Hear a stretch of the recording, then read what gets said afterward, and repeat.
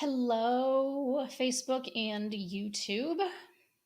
How are you? It's Jen T. Grace here, founder of Publish Purpose. I'm here for another Ask Me Anything about books, publishing, marketing, editing, truly any number of things. So I am here to answer whatever questions are on your mind. Hey, Adrian. Oh, I love that you're here and you're on YouTube today. That's fun. How are you? And I'm not surprised if YouTube just immediately was like, hey, PYP is live, versus Facebook certainly takes a little bit of time. But I'm happy to see you here. How are you doing? How are things? What's your kind of update? I know you had a lot going on, so curious. Any details you want to share? It's I have Facebook open on the my other monitor, and it's not even showing in Facebook yet, so it takes a little bit of time. So if you are watching on the replay, that's fantastic. You can probably skip ahead a little bit just because it takes a few for people to be notified that I'm even live. Let's see, Adrian, it went right on, and Facebook did not. So I'm saying this is why I'm starting to do it on YouTube as well. So I should encourage you. So if you are watching this on Facebook and you are not subscribed to us on YouTube, it certainly could help by just subscribing to YouTube. So Adrian, how are you doing? What's going on in your world these days? I know you have a lot going on. So I'm sure you may have questions or things that are on your mind related to what you're working on in your story and your writing and all of that fun stuff. Yep. So we have carpal tunnel surgery in November for both wrists. So hopefully after that, I will be back to trying to write all the time. Oof, I didn't realize it was both wrists, I don't think. I knew. And what did you say? It was like November 4th, sometime early November, I think you said. That's rough. What is the recovery time, just in general? Um, and obviously, it must be bad enough that you require surgery. So that's a lot. And do they do like, are you doing it like one and then the like both at the exact same time? Because that seems like that would make you quasi incapacitated to be functioning some basic everyday tasks. I see that we have some folks on Facebook as well. So if you're here, please let me know. Drop in the comments that you're here, that you're watching, that you've got questions. I'm here. You can ask me anything going on. 4 to 6 weeks per wrist. Wow. Okay. So you're doing both in November. So maybe by the end of the year, you'll be in a little bit better. Okay. So it is one at a time. Okay. That's what I was trying to get to. Okay. So one wrist at a time, 4 to 6 weeks each, starting in November. Got it. Yeah. You definitely don't want to have someone having to take care of you 24/7, because that, especially as a mom of multiple children, nobody wants that. You don't want to be incapacitated. So for those of you who are on YouTube, so we're broadcast on both YouTube and on Facebook. So if you are here and you are watching and you are on Facebook, feel free to just let me know that you're here. This is a Ask Me Anything about publishing, books, writing, editing, really anything that you might be working on. So if you have questions, please, just drop them in the chat. Also, let me know where you are coming from. So what part of the world you may be currently residing in, and then what your book is about, what your topic is on. I do these. I'm trying to do them, once a week, once every other week or so, just hopping on for a bit. If there's not a lot of people who show up, then I won't stay long. But just for anyone who's looking for some support on anything. Adrian, how am I doing? I am in good shape. I am grateful that it is September and school is back in session. Not that I enjoy the summer months. I do, because I like being warm. But at the same time, it's kind of nice to have my child back in school and to have a structure and a routine back situated. So that makes me happy. So overall, I am doing fantastic. I don't know if I was covered in poison ivy last time I did one of these Ask Me Anythings. I may have been, but I'm keeping my arms low because I'm still healing from from having a little tangle with some goats on a farm that gave me poison ivy. So other than that, that's really the kind of the most exciting thing going on in my life right now is I'm finally healing from quite the nasty poison ivy situation. It happens. 'Tis the season, right? And Adrian, what like I know that your kind of stuff's a little bit on hold. Have you been doing any other just any other kind of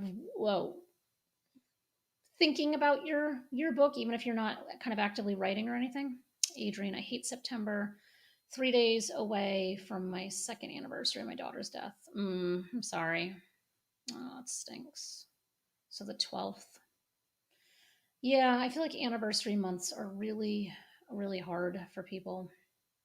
And since it's only been 2 years, there's a lot there too, where you kind of have like the anniversaries of all of the things.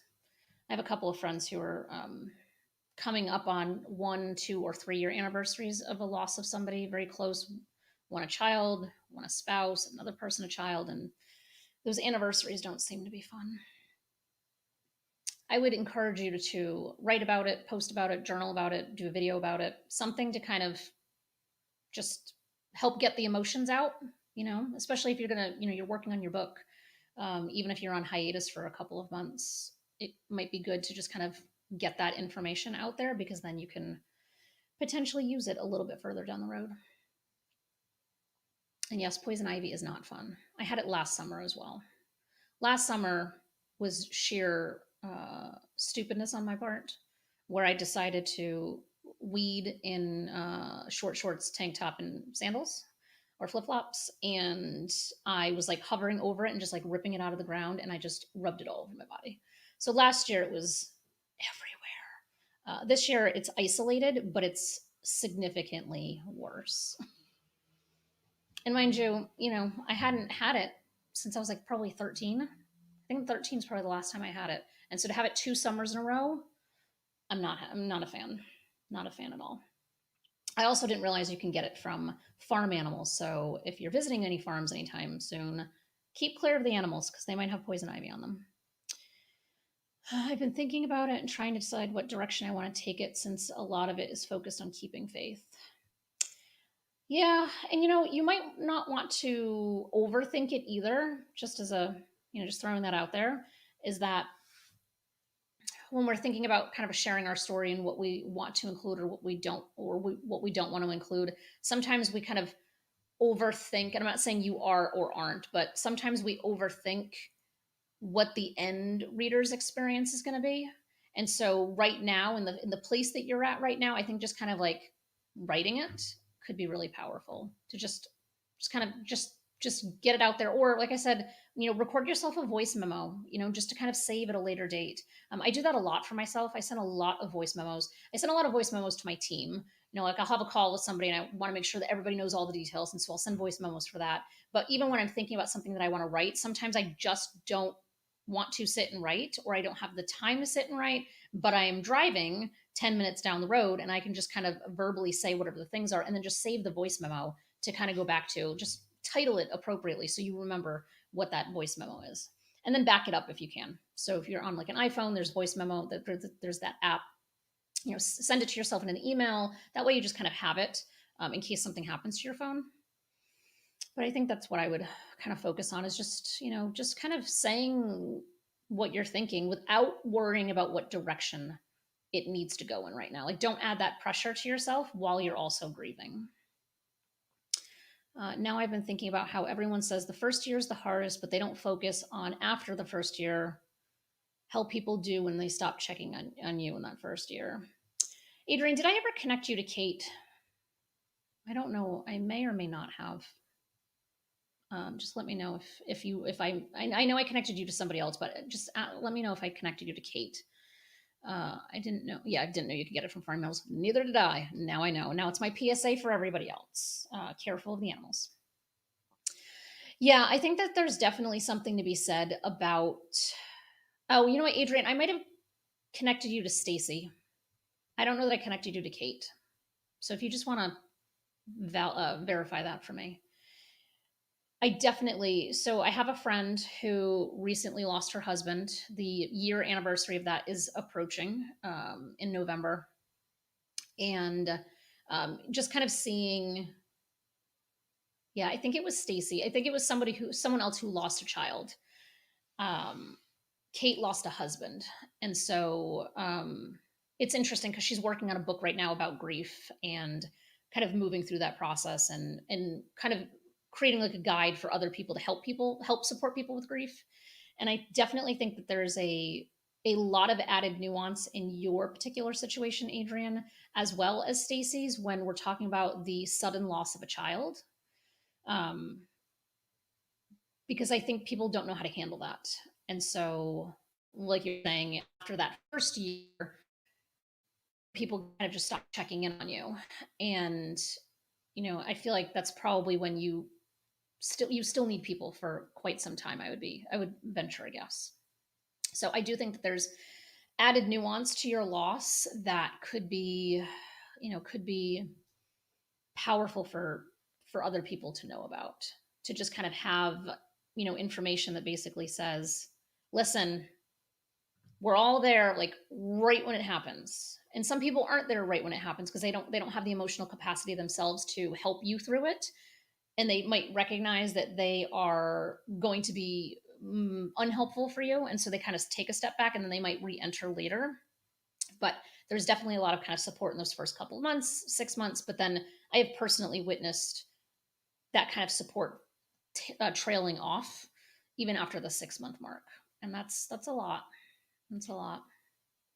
Are you doing anything on social or in any type of public forum where you're talking about it and like acknowledging kind of like the anniversary, like the different anniversary dates of things?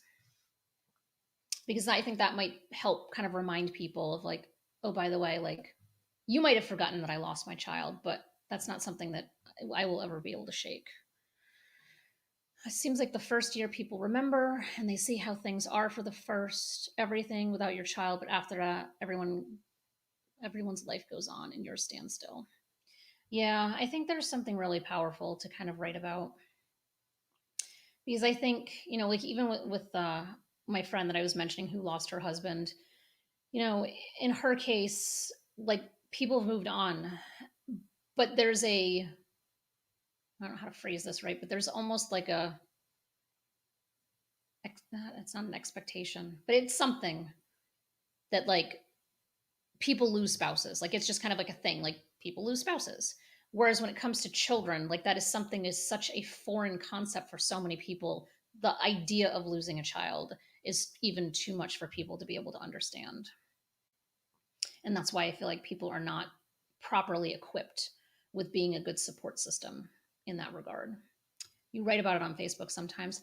I would just honor it, and don't worry about the judgment or feeling like you're complaining or sharing too much or any of the things that might be an impediment to actually sharing what's going on with you, because I think that people actually need to see it. And if you go back into your Facebook messages, I'm pretty sure it was Stacy that I connected you to.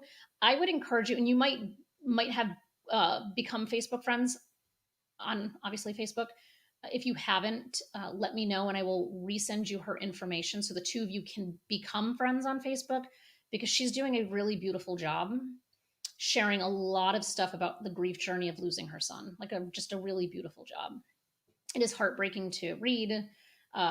It's a lot. Sometimes like she shares like really, really emotional things that are completely unrelatable to most people, but she does it in a really just beautiful, candid type of way. And so I would encourage you to, connect with her potentially.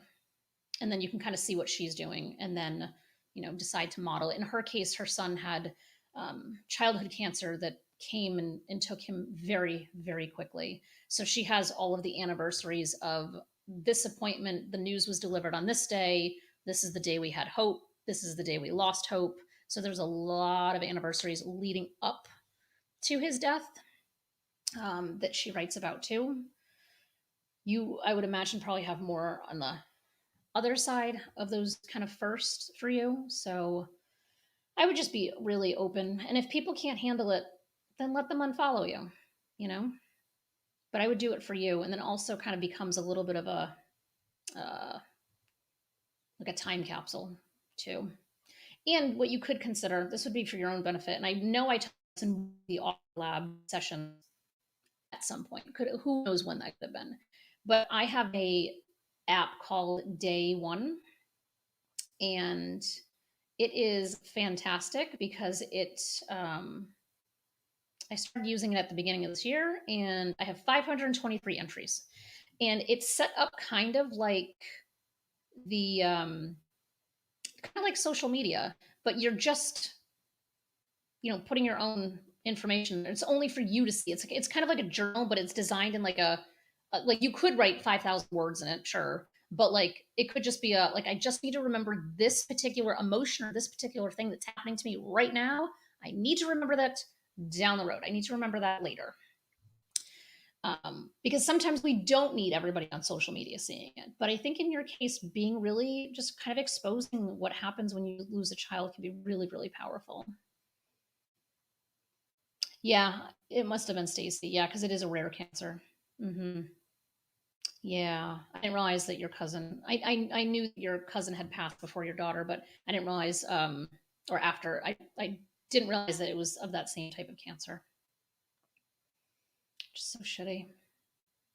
It's a whole other topic in terms of the lack of funding and research that goes into childhood cancer in particular. Just real shitty, but I would encourage you to journal about it, talk about it, write about it, talk to people, tell people, and like to a degree, like make them uncomfortable, right? Brooke, the app is called Day One. So just DAYONE. It's a really good app. And Brooke, you could totally benefit from it. I personally love it because it gives me a place to a lot of times like I entertain myself, so I think things are funny that no one else thinks are funny. And Adrian, I don't know if we're actually connected as Facebook friends or not, but we should because I was posting pictures of skeletons the other day as a prime example of things that I think are entertaining. And sometimes I'm like, I have to maintain some balance of personal and professional on social media. So a lot of times I'll just kind of write whatever the thing is that I think would be funny for someone else, but I'll just write it for myself. And then what's cool about the Day One app is that and I'm pretty sure there's a free version. I have the paid version, which gives you more kind of options. So, for example, in the paid version, it lets you create like categories basically. And so I have like all sorts of different categories that, whether it's food pictures that, again, I don't want to post on social media, but there's something beautiful about this food, so I want to do it. Or like things that I've had like self-care related stuff, or I had some kind of epiphany or just visions. Like just kind of, I have it all in there, which is why the paid version, but I think it's like $30 for the year. It's really inexpensive. My uncle is a pediatric oncologist. Just have no idea how he does that. I don't either. I do not either. Adrian, send me a request. I would if I could, well, but I'm multitasking, but please send me a request. Because yeah, we should totally be friends on there. Yeah, Brooke, I don't know how oncology seems like such a very rough, difficult field. But how are you doing, Brooke? And like I said, I do think that your Day One app could be great for you too, as you're kind of chronicling new experiences and new things for the first time. And you know what I do a lot of, and this is applicable for anyone, is that a lot of times, I don't know how, at least Adrian and Brooke, who are, both here and like actively chatting right now. Other people are watching, but the three of us are actively chatting. A lot of times, like I send very detailed text messages to friends, or it's just a very detailed text conversation where I'm saying, oh my god, this happened, then this happened, then this happened, or wherever the thing is. And then instead of going into the app to rewrite all of the things, I just do a screenshot and I throw the screenshot into the app, so then I can be like, oh, I want to remember that later. So, I was on a date the other night and I was giving a friend of mine a play by play. And I'm like, this is pretty entertaining. And so I decided to screenshot the whole thing and I just put it in the app so that I kind of go back and reference it later. So it has like the memories component like Facebook does, or I guess any of the social medias do, where it's like on this day. And so what's cool is because I started using it on January 1st this year, then I'll start to see all of the on this day happen. But again, it's all just personal things for your own benefit. Because I think a lot of times, like I have like some friends that are absolutely hilarious and we get into some really just funny conversations, and then like you delete the text thread and you never see it again. But it's one of those things that it'd be kind of fun to be reminded of some of the just the either more serious conversations where you've helped somebody, or if they're absolutely hilarious, you just screenshot it and throw it in the app, versus having it just be like a bunch of screenshots in your camera roll, which is not helpful. And if you have children who like to use your phone and scroll through things in your camera roll, you don't. There's probably plenty of things that you don't want them seeing. So you can just put it in this app because then it's password protected. You could use, your PIN, or you can do Face ID.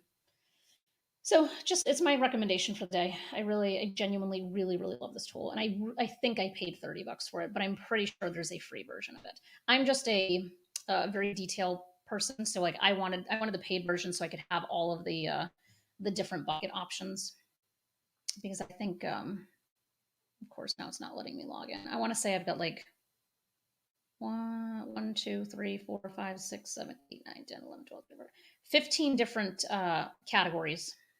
Oh, and you can tag things. So for those of you who see a therapist, for example, you can tag.